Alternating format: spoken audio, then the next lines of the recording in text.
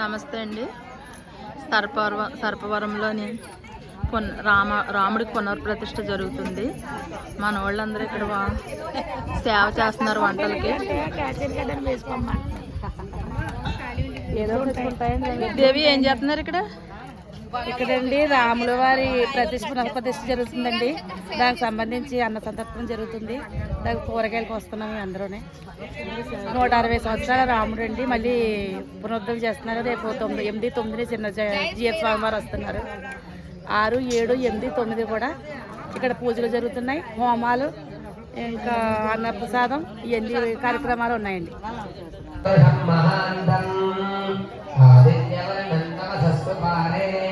సర్వాణి రూపాణి విచిత్య ధీరః నామాని కృత్వా విపదలయదాస్తే స్వాహా ధాతా పురస్తాద్యముదా జహార చక్ర విద్వాన్ ప్రతిశస్త్రదస్రః తమేవం విద్వాన్ అమృత ఇహ భవతి నాన్యః పంథా.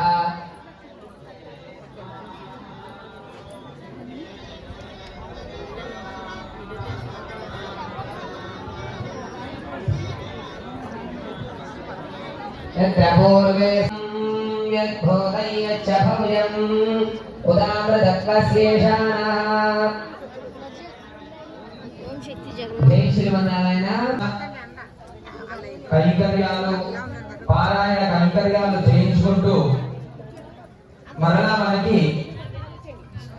పునఃప్రతిష్ఠ, జీర్ణోద్ధరణ చేసేటువంటి సౌభాగ్యాన్ని మన పూర్వజన్మ సుకృతం వల్ల మనకి కలిగించారు.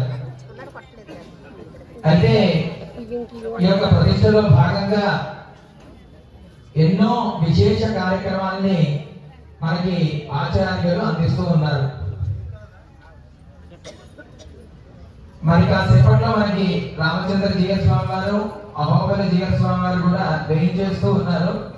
ఈ రోజు విశేషంగా విశ్వక్సేన ఇష్టి కార్యక్రమం చేసుకుంటున్నాం మనం.